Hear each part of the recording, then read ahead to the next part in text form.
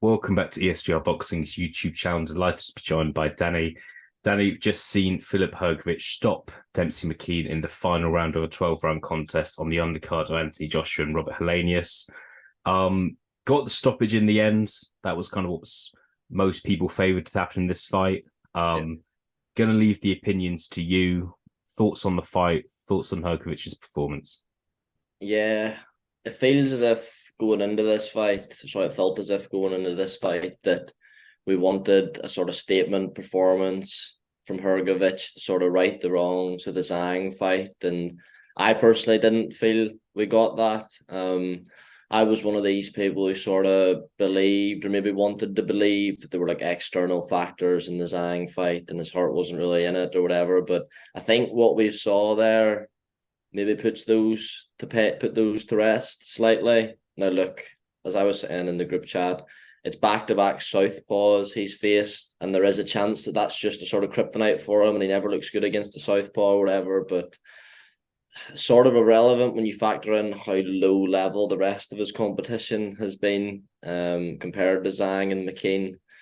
Just thought, like, he obviously punches quite hard and he's got like a decent jab and straight shots, but he's so his output's like so low, and like he fights in such short bursts and doesn't look like he can fight really going backwards that well. Doesn't seem to have the best gas tank. Doesn't seem to have the best attitude. I mean, Ronnie Davis was getting pretty fucked off with him in there, it seemed like. So got the win, I suppose, is the main thing up against an undefeated heavyweight in McKean. But definitely, for me anyway, didn't answer any of the questions I left the Zhang fight with a year ago.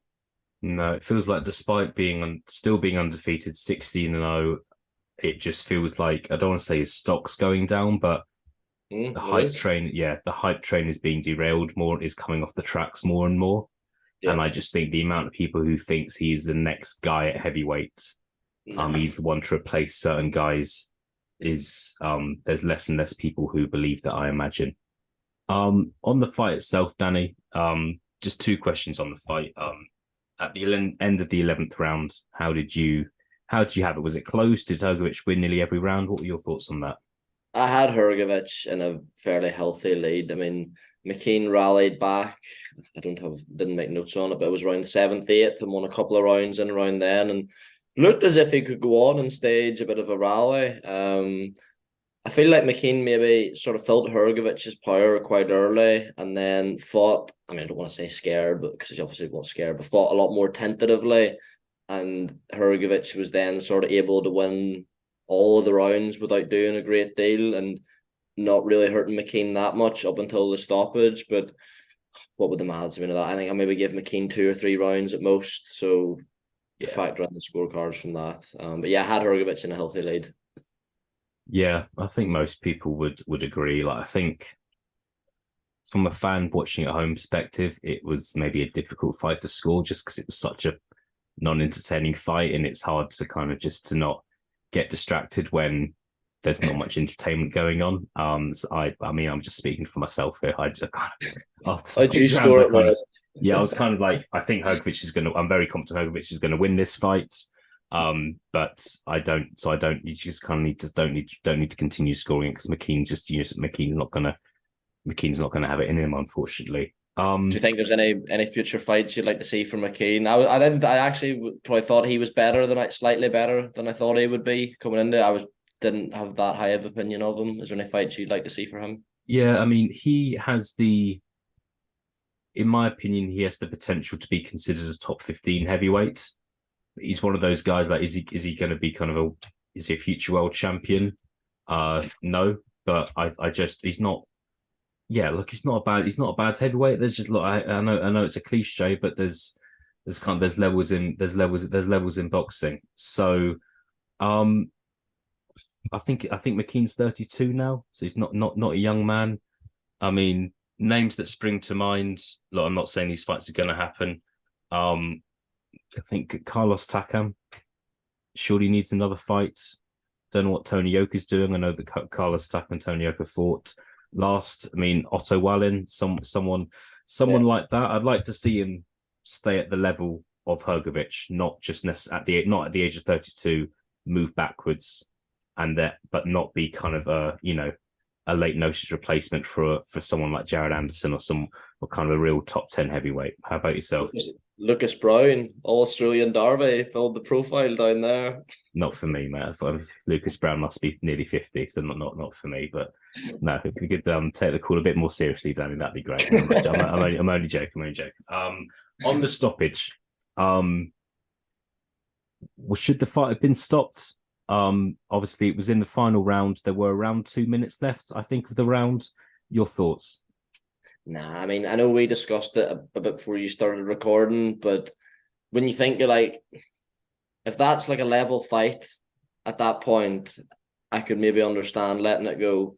But if this is a fight that the referees maybe think, look, he's well down in the cards here. If I let this go and he's sort of unable to defend himself and gets, badly knocked out or left in the hospital, like the way his legs were completely gone from that shot, it literally was falling over the ropes. And at that point, I don't think anyone would have complained that it was stopped. It was just how quickly he sort of recovered. But there's nothing to say like HRGOVIC wouldn't have went and landed a flush 1-2 on him and like properly knocked him out. So I have no issues with the stoppage personally.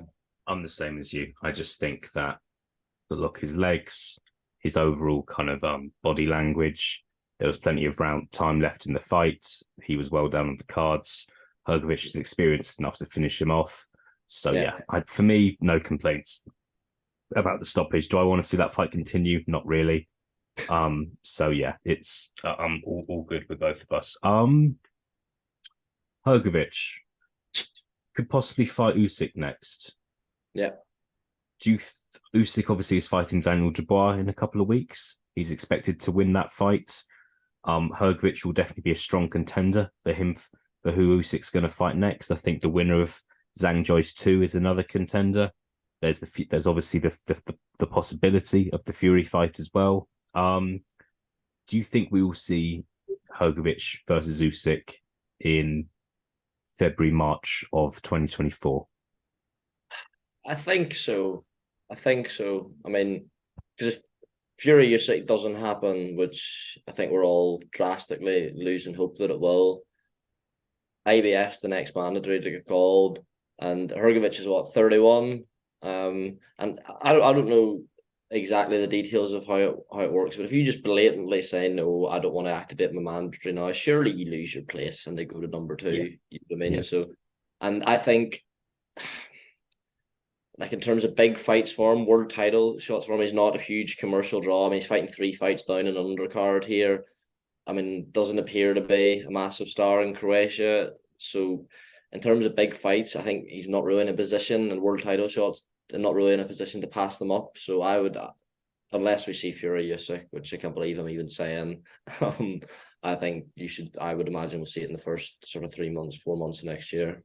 Yeah, we shall see. We shall see what happens Usyk against Dubois, see the fallout for what the fallout is from this fight. Final question.